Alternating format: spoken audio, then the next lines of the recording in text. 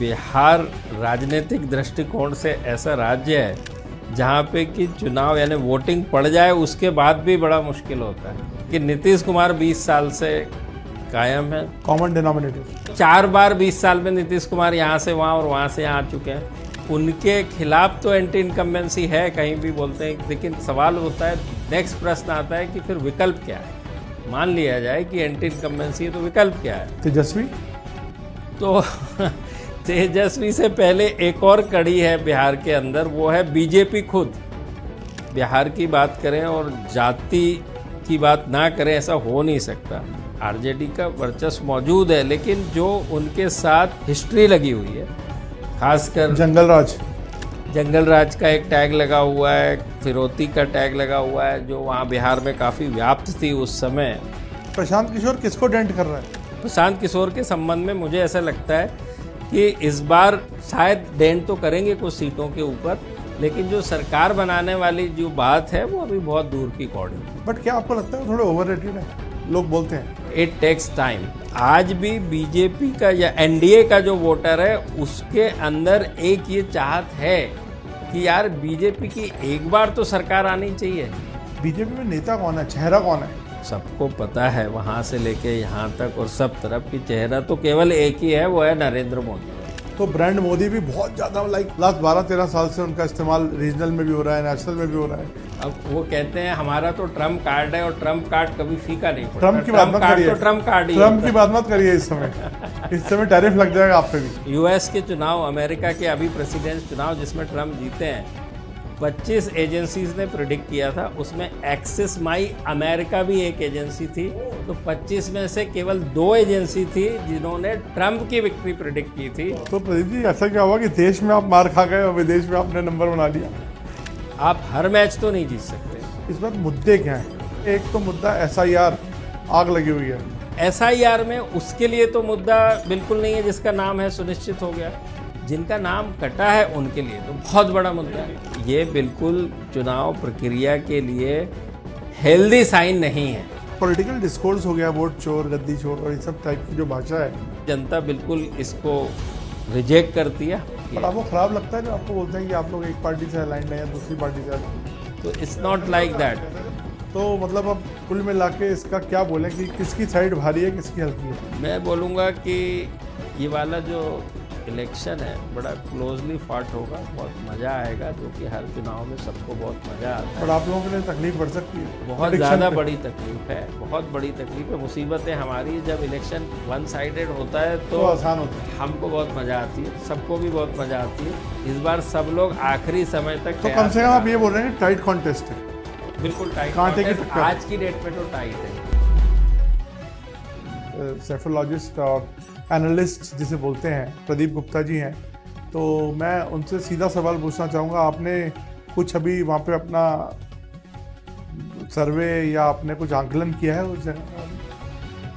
नवीन, देखिए, जहाँ भी इलेक्शन होते हैं आकलन तो हम 1 साल पहले से शुरू कर देते हैं, लेकिन बिहार राजनीतिक दृष्टिकोण से ऐसा राज्य है जहाँ पे कि चुनाव यानी वोटिंग पड़ जाए उसके बाद भी बड़ा मुश्किल होता है। पिछले बार दोनों मेन गुटों का, एनडीए और सो कॉल्ड इंडिया, 37% तक वोट शेयर था दोनों का। सीटों में केवल 110 सीटें हैं आपके आरजेडी प्लस की, और एनडीए की जो थी 125 सीटें। तो क्या कितना इतनी टफ फाइट रहती है, तो कैसे आप लोग किस तरह से फिर आकलन करते हैं? हाँ, ये आपका अच्छा सवाल है। आकलन तो ऐसा है कि अब कोई भी राज्य हो और चुनाव हो तो उसको फर्स्ट आकलन का जो पैरामीटर होता है वो कहते हैं कि एंटी इनकम्बेंसी कितनी है सरकार के विरुद्ध। अब बिहार की बात करें तो एंटी इनकम्बेंसी के एक अलग तरीके के मायने हैं। एक चीज़ कॉमन है, वो है नीतीश कुमार। बाकी जो गठबंधन है वो तो अल्टी पल्टी बदला बदली बीच में हो चुकी है, लेकिन नीतीश कुमार 20 साल से कायम है। कॉमन डिनोमिनेटर तो उनके खिलाफ तो एंटी इनकम्बेंसी है, कहीं भी बोलते हैं, लेकिन सवाल होता है, नेक्स्ट प्रश्न आता है कि फिर विकल्प क्या है। मान लिया जाए कि एंटी इनकम्बेंसी है तो विकल्प क्या है? तेजस्वी तो तेजस्वी से पहले एक और कड़ी है बिहार के अंदर, वो है बीजेपी खुद। यानी बिहार की जनता ये देखती है कि सारे प्रदेशों में, खासकर हिंदी भाषी प्रदेश, साउथ के एक दो प्रदेशों को छोड़ दें तो बीजेपी की सरकारों का, राज्य सरकारों का स्वाद जरूर जनता ने चखा हुआ है। राइट। तो बिहार की भी जनता ये सोचती है कि हम क्यों अभी तक अछूते हैं। नहीं, लेकिन अलायंस तो है ही ना, नीतीश और अलायंस बीजेपी अलग अलग कहाँ है? बिल्कुल, ये आप सही कह रहे हो। नीतीश के संदर्भ में इसीलिए तो अलग अलग इसलिए है कि 2 और 2 4 बार 20 साल में नीतीश कुमार यहाँ से वहाँ और वहाँ से यहाँ आ चुके हैं। इस मायने में अलग है। यदि कि वो एक ही जगह काबिज होते तो जो आप कह रहे हैं बिल्कुल ठीक होता।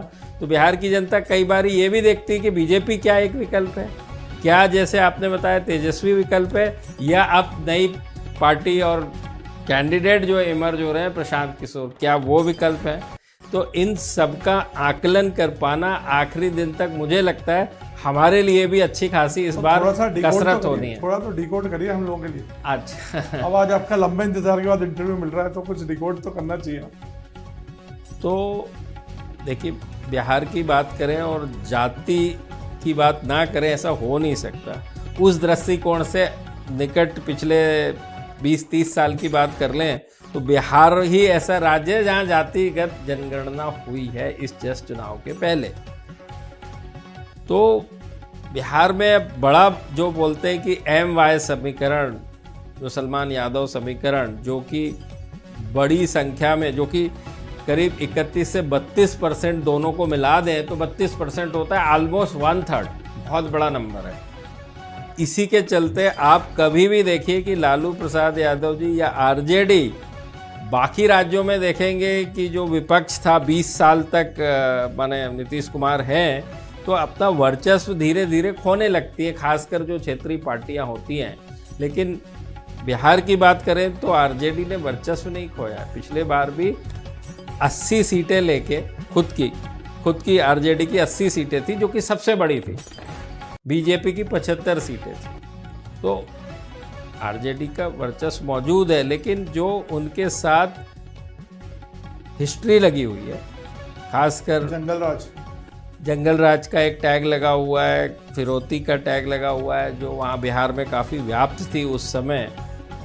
और अभी भी आप देख रहे हैं कि क्राइम जो है, अपराध जो है, वो लगातार जारी है। ऐसा नहीं कि सब खत्म हो चुका है, अभी भी जारी है। तो अगर अपराध अभी जारी है, जो कि है, हम लोग भी देखते हैं, रोज हम लोग रिपोर्ट करते हैं वहाँ से, तो इसका ब्लेम लालू पे थोड़ी जा सकता है, वो तो प्रेजेंट गवर्नमेंट पे जाएगा। बिल्कुल सही कहा। अपराध का तरीका बदल गया है, फ्रीक्वेंसी कम हो गई है, इसमें तो कोई शक नहीं है, लेकिन ब्लेम बिल्कुल जाएगा। लेकिन कुछ विषय ऐसे होते हैं, जनता वोट जब करती है तो उसके रोजमर्रा के जीवन के जो सरोकार के विषय हैं, उसके ऊपर ज़्यादा से ज़्यादा संख्या जो है उसको साथ रिजोनेट करती है और अपना निर्णय लेने के पहले करती है। जो रोड, बिजली, पानी, स्वास्थ्य, शिक्षा, लॉ एंड ऑर्डर, उसमें एक लॉ एंड ऑर्डर भी शामिल है, और राशन प्रणाली, और उसके साथ किसानों से संबंधित व्यवस्थाएं और मुद्दे, ये सब जो कहते हैं आप मूलभूत जो विषय, अम्ब्रेला कॉम्बिनेशन है पूरा। बिल्कुल पूरा अम्ब्रेला कॉम्बिनेशन है। और पिछले चुनाव में एक चीज़ मैं आपको और आपके दर्शकों को एक बहुत इंटरेस्टिंग चीज़ बताना चाहता हूँ। पिछले बार बिल्कुल ऐसा लग रहा था कि इस बार तेजस्वी RJD बाजी मार लेंगे, लेकिन उसमें एक बड़ी बात ये हुई कि जहाँ जहाँ JDU ने चुनाव लड़ा था NDA में, वहाँ पर LJP ने चुनाव अलग लड़ा। LJP ने चुनाव अलग लड़ा, उसी के चलते आप देख पा रहे थे कि दोनों NDA और RJD प्लस बहुत करीब वोट शेयर के मुकाबले और सीट शेयर के मद्देनज़र भी पास थे। आपकी जानकारी के लिए मैं बताऊं, यदि LJP अभी की तरह NDA के साथ चुनाव लड़ती तो उन्होंने 33 सीटों के ऊपर नीतीश कुमार की सीट के ऊपर डेंट किया। तो जो 125 सीटें आपको दिखती है मेजॉरिटी मार के एकदम करीब, वो हकीकत में 30 सीट और बढ़ा लीजिए, उसमें NDA की जो सीटें होती 125 प्लस 33, 138 सीट्स आती। तो अब तो LJP साथ है, अब LJP साथ है, तो इसका मतलब आपको लगता है कि वो रेप्लिकेट हो सकता है? मैं वही कह रहा हूँ, अब रेप्लिकेट एक फिनोमेना तो ये आपने देख लिया, अब दूसरा फिनोमेना प्रशांत किशोर का आ गया। बट प्रशांत किशोर किसको डेंट कर रहा है, ये भी तो एक बड़ा सवाल है। बहुत बड़ा सवाल है। यदि ये अपने आप में एक सवाल बहुत, जो प्रशांत किशोर खुद बोलते हैं ज़मीन पे जब पत्रकारों ने, आप लोगों ने पूछा, तो ये कहते हैं वो कि या तो मेरी 10 से कम सीटें आएंगी, यानी कुछ भी नहीं आएंगी, 10 से कम सीटें, या मैं मेजॉरिटी करूँगा। सर आप तो साइंटिफिक डेटा पे बिलीव करते हैं जी, वो क्या कहते हैं और क्या नहीं कहते वो तो सबको पता है। चुनाव में तो सब क्या क्या कहते हैं और क्या क्या करते हैं उसके कुछ जाता नहीं है। आपको लगता है कि उनके पास वो क्षमता है कि वो किसी को डेंट कर पाए? क्योंकि जो पुराने वहाँ के खाटी पत्रकार जिसको बोलते हैं वो हैं, उनका कहना ये है कि अभी उनके अंदर वो उस तरह की वो पावर नहीं है कि वो जो वहाँ की ट्रेडिशनल पार्टीज हैं उनको कहीं ब्रेक इन कर पाए। मैं सबको यही कहता हूँ कि लाइफ में जब आपको ग्रेजुएट करना है तो 15 साल लगते हैं ना, 12 + 3, एक पहली क्लास पहली सीढ़ी चढ़ने से 3 लगते हैं। चाहे आप बीजेपी का उदाहरण ले लीजिए, 80 में शुरू होने के बाद 96 में सरकार बना पाए थे, वो भी मिली जुली। आप जितने भी उदाहरण लेंगे आप ये पाएंगे। कांग्रेस एक डिस्टिंक्शन है, तो कांग्रेस तो डे 1 से चालू हुई है, Yes. तो उसमें डिस्टिंक्शन का कोई सवाल, वो तो कोई था ही नहीं, Right. हम अकेले ही हैं, तो फिर क्या Right, सवाल होता है। तो प्रशांत किशोर के संबंध में मुझे ऐसा लगता है कि इस बार शायद डेंट तो करेंगे कुछ सीटों के ऊपर, लेकिन जो सरकार बनाने वाली जो बात है वो अभी बहुत दूर की कौड़ी है। लेकिन लोगों ने बोला कि वोट काटने वाला फिनोमेना उनका रहेगा, जैसे जिसको जेडीयू ने सीट नहीं दी, जिसको आरजेडी ने नहीं दी, बीजेपी को नहीं दी, तो उसको वो दे देंगे और वोट काट देंगे। ऐसा नहीं, बिल्कुल वोट जरूर काटेंगे, बट कितनी और किन सीटों पे काटेंगे ये एक सवाल हो सकता है। वोट तो काटेंगे, इसमें कोई शक नहीं है, बट सवाल, क्योंकि कुछ सीटें तो ज़रूर ऐसी होती हैं जो 2-4% के वोट शेयर से हार और जीत होती है, तो कम से कम 5% से ज़्यादा की पार्टी तो होनी चाहिए फर्स्ट टाइम के हिसाब से, मुझे ऐसा आज की डेट में लगता है। भीड़ तो बहुत हो रही है। हाँ, भीड़ इसलिए हो अब रही है भीड़ कि तो कोई पैमाना है नहीं वैसे हिंदुस्तान भीड़ में। का एक पैमाना नहीं है, दूसरा वो 2 साल से मेहनत कर रहे हैं, यात्राएं कर रहे हैं, तो अच्छा खासा उन्होंने एक मोमेंटम बनाया हुआ है। बट बात वही होती है कि रैली और वोट मिलना 2 अलग विषय। क्योंकि वो बिहार में नीतीश कुमार के साथ भी काम कर चुके हैं। मुझे याद है कि उन्होंने गठबंधन भी कराया था, जो महागठबंधन बना था, तो उसके पास वो वेयरविथॉल तो है, नॉलेज तो है खेलने की। अब वो कितना खेल पाते हैं या नहीं खेल पाते, ये आप बोलना चाहते हैं? मैं ये बोलना चाहता हूँ कि एक होता है प्लेयर, और लेकिन यहाँ प्लेयर से बड़ा जो दूसरा प्लेयर है जो आपकी सरकार बना रहे हैं वो जनता है। अब जनता इतने बड़े राज्य में 243 असेंबली सीटों के ऊपर फैली हुई है, वो इतना आसान नहीं होता कि उन सबको आप एक बार में विश्वास दिला पाने में सक्षम हो जाओ। लेकिन मैंने इसीलिए प्रशांत समय किशोर की लगता है। स्पीचेस को सुना है, थोड़ा एनालाइज करा है, वो तैयार है स्ट्रगल के लिए, नेक्स्ट के लिए भी। जैसे कई नेता सोचते हैं ना कि अब वो अनाउंस कर रहे हैं कि अगर मेरी नहीं आई तो हम दोबारा 5 साल मेहनत करेंगे। बिल्कुल, वही तो मैंने कहा ना कि वो खुद इस बात को जानते हैं कि एक 15 साल का समय लगता है, तो उन्होंने पहले 5 साल पहले से शुरू कर दिया, और उनकी जो शुरुआत है 2015 से हुई। जैसे आपने बताया कि पूरा का पूरा जो चुनाव लड़वाया था नीतीश और लालू जी को साथ में लाके, वो प्रशांत किशोर नहीं लड़वाया था। उनकी शुरू से उन्होंने यही वाला यूपी में भी ट्राई किया था, यूपी में भी ट्राई वापस शायद किया बात था। बने नहीं थी। अखिलेश यादव और राहुल गांधी का गठबंधन उन्होंने ही कराया था उत्तर प्रदेश के 2017 के चुनाव के समय। बट क्या आपको लगता है वो थोड़े ओवररेटेड है, लोग बोलते हैं? नहीं, देखिए 2 चीज़ें मैं वापस यही कहना चाह रहा हूँ कि एक है मीडिया, दूसरा है पॉलिटिकल पार्टीज़। तो मीडिया और पॉलिटिकल पार्टीज़ के में वो पिछले 2012 से तो नज़र आ रहे हैं, घूम रहे हैं, तो इसके लिए आपको लगता है ऐसा है कि वो है। लेकिन जब मैंने वापस कहा ना कि वो जनता 8 करोड़ जनता के सामने तो पहुंचने में समय लगता है ना, ये मैं नहीं कह रहा अच्छे या खराब है, समय लगता है। All I am saying is that मतलब इम्प्रेशन बनाने में टाइम लगेगा। It takes time. सर अब मैं वापस आपकी बात पे आता हूँ। आपने अपने ओपनिंग रिमार्क्स में बोला कि बीजेपी भी एक फैक्टर है जो जेडीयू और नीतीश के अलावा लोग देख रहे हैं। इसको थोड़ा सा इलेबोरेट करें, ये मेरे को थोड़ा सा कंफ्यूज कर रहा है। हाँ, इसमें देखिए बिल्कुल, जैसे हम लोग अभी वहाँ पर हैं, मौजूद हैं, बिहार में काम कर रहे हैं, तो सबकी एक ये ज़रूर, ऑफकोर्स वो जो बीजेपी या एनडीए का वोटर होता है और एक महागठबंधन का जो वोटर है, एक प्रशांत किशोर का वोटर है, तो आज भी बीजेपी का या एनडीए का जो वोटर है उसके अंदर एक ये चाहत है कि यार बीजेपी की एक बार तो सरकार आनी चाहिए।